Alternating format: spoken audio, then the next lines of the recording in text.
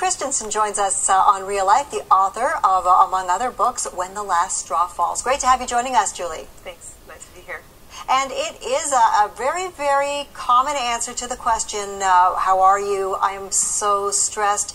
Love the book. You've really tackled stress in I guess it's a common sense kind of way. Yeah, I didn't want to write something that was really academic, and I didn't want to write something that would tell people what to do without telling them how to do it. So it is very practical, very doable, very easy to use steps. Now, taking a look at you and your background, you've written, this is not the only book on your roster, and you have a wonderful website. What brought you to address stress in people's lives? I think stress is an extension of anger, and I started writing about anger primarily, and I realized that even at a physiological level, anger and stress represent themselves the same way in the body.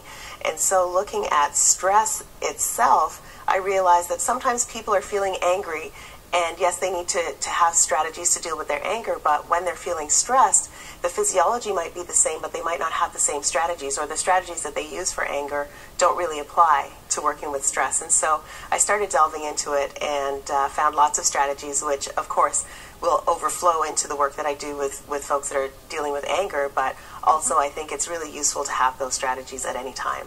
So let's give a few pointers. I want to direct people to the book because it's written beautifully, where you can take it in pieces. You don't have to sit down and read cover to cover in one day and get it all and stress yourself out.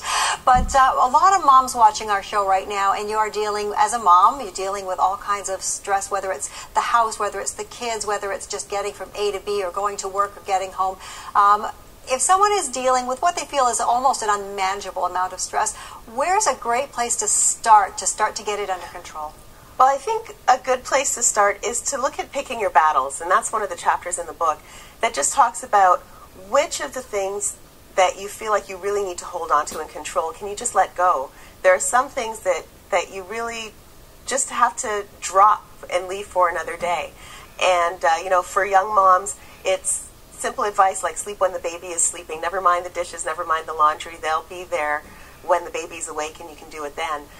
Just learning how to manage your time, adjusting your attitudes, and changing your perspectives, looking at your stressors from another point of view will also be really helpful in terms of finding ways to cope with the stress that comes up in everyday life. Now, it's funny, going through the book, and you've got each of the areas titled like the pick your battles, and certain ones, well, I guess would jump out for different people more so than others. One that I thought was interesting, and really, as I thought of different people, it affects everyone, is putting the past behind you. Mm-hmm. Yeah, and that was a really personal chapter in the book for me, and I drew on my own experience as I wrote that chapter. But I think it's important for people to understand that there are certain things in the past that are always going to be with you, and of course, nothing that's in the past can be changed. It is what it is. But learning how to leave some of those things behind so that you can move forward and approach life with a more optimistic attitude is really helpful in terms of reducing stress as well. And the other I really wanted to touch on, which is something that we can all draw on no matter what, is have faith.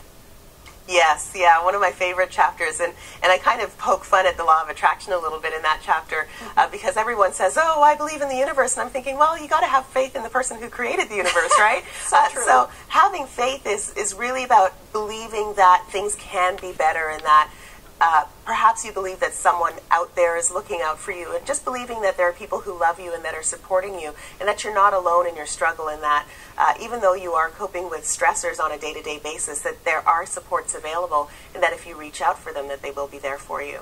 Wonderful. Well, I want to direct people to the book because this is a great way, even you direct people in the book to take it a chapter at a time, spend 30 days going through it, adopt some new strategies. And thank you for joining us. You'll have to come back and join us again sometime, Julie. Thanks very much, Sharon.